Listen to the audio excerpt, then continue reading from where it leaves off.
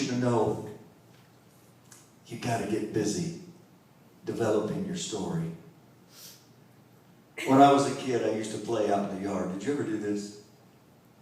Boys, men, did you ever do this? I used to have a football and then run around the yard. I lived out in the country, and I'd throw a pass, and I'd say, "Here's the winning touchdown for the Super Bowl."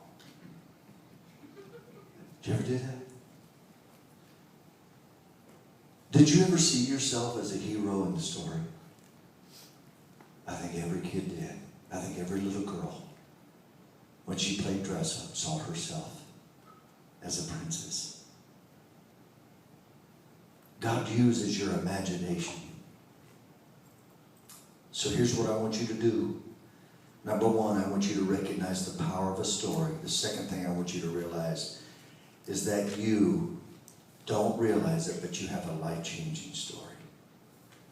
So I'm asking you today to not only recognize the power of a story, but I'm going to ask you to begin to write yours down.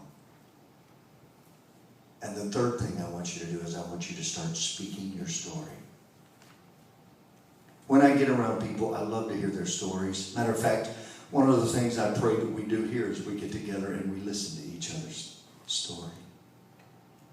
Every one of us in this room have overcome something. Every one of us in this room right now, whether you admit it or not, are going through something.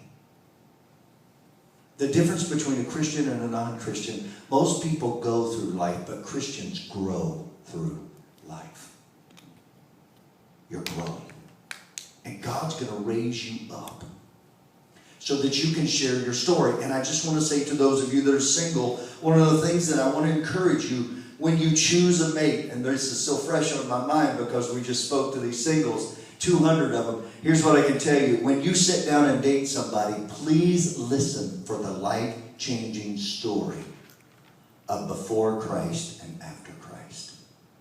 And if they can't articulate their story and live an example of you of how Christ has radically changed their lives, I would encourage you to move away, because you cannot have a close relationship with somebody if they don't have the same heart for God.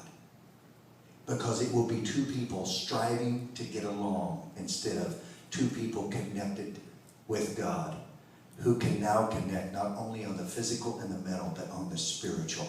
And you will have a way to work through life's problems, and you will begin to see the world and the circumstances you face through the same lenses because of the Word of God.